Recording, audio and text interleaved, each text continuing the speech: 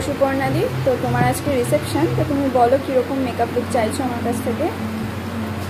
Normal simple যেরকম হয়, একটু বেশি সাদা করতে হবে না। আর হেয়ারস্টাইল? হেয়ারস্টাইল পুরোটা খোলা থাকবে।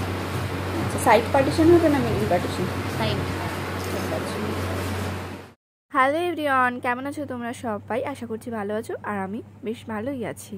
তো এই কাজটা হচ্ছে আমার 17th মের একটা রিসেপশন ওয়ার্ক। তো চলো স্টেপ বাই স্টেপ আজকে তোমাদের সঙ্গে আমি ছোট্ট করে টিউটোরিয়াল ভিডিও শেয়ার করব। তো দেখো, ফার্স্টেই কিন্তু আমি মুখটাকে ভালো করে ওয়াইপস দিয়ে ক্লিন করে নিয়েছি, যেটা আমি প্রত্যেকটা ভিডিওতে বলে থাকি যে মুখটাকে কিন্তু ভালো করে ক্লিন করা মাস্ট দরকার। তো তারপরে স্টেপ বাই স্টেপ যেগুলো হয় আর কি প্রিপারেশন স্কিনের, সেগুলো আমি করে নিয়েছি। এখানে প্রাইমার, টোনার, যা লাগানো সব কিছু, ময়শ্চারাইজার সব কিছু লাগিয়ে দেন আমি কালার কারেকশন করে নিচ্ছি। তো একটা ডার্ক কালার, মানে ও স্কিন টোনের থেকে একটু ডার্ক কালার নিয়ে আমি কিন্তু কারেকশানটা করেছি। আর ওর মুখে একটু ছোটো ছোটো দাগ, মানে কালো কালো দাগগুলো ছিল, ওই জন্য একটু ডার্ক কালার দিয়ে আমি কারেকশানটা করে নিয়েছি। তারপরে ও স্কিন টোন রাখতেই বলেছে, খুব ফেয়ার টোন করতে বলেনি, সেই অনুযায়ী আমি স্কিন টোন অনুযায়ী ওর কাজ করেছি। যেটা ওর স্কিন টোন সেটাই আমি ফাউন্ডেশন ইউজ করে দেন কনসিলার অ্যাপ্লাই করছি।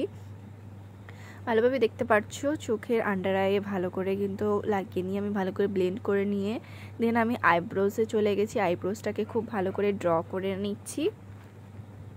তো তারপরে এখানে কন্ট্রোল, ব্লাশার যা কাজ আছে মোটামুটি ফেসের, সেগুলোকে কিন্তু আমি খুব ভালো করে নিচ্ছিলাম। তোমরা বুঝতেই পারছো যে এই গরমে, তার উপরে নন এসি, তার উপরে যখন 3 তলার উপরে অ্যালবেস্টারের ঘরের মধ্যে মানে যখন মেকআপ আর্টিস্টদের সাজাতে দেওয়া হয়, তখন কতটা রিস্ক নিয়ে মেকআপ আর্টিস্টরা কাজ করে সেটা তোমরা আশা করছি বুঝতেই পারছো।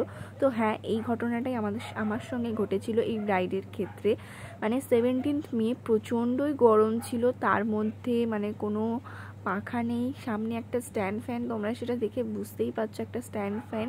আর সিলিং ফ্যানের তো হাওয়া বলতে গেলে মানে আগুনের মতো গরম বেরোচ্ছিল।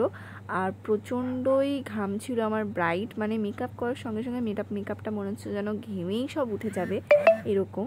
তো চেষ্টা করেছি মেকআপটাকে লং লাস্টিং করানোর।